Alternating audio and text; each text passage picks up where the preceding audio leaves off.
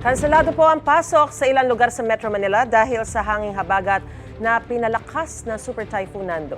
Wala pong pasok ang lahat ng antas sa mga pampubliko at pribadong eskwelahan sa San Juan City, Las Piñas at Malabon. Sa Taguig naman, wala pong pasok sa lahat ng antas sa mga pribado at pampublikong paaralan. Abiso na LGU na mag-shift sa modular learning ang mga apektadong klase. Wala pong face-to-face classes sa Maynila, Marikina, Makati City, Quezon City, Mandaluyong, Muntinlupa at Caloocan. Wala rin pong pasok mula daycare hanggang grade 12 sa mga pampubliko at pribadong eskwelahan sa Pasig. Kabilang dyan ang mga nasa Alternative Learning System o ALS. Wala ring pasok ang lahat ng antas sa mga eskwelahan at trabaho sa gobyerno sa Parañaque.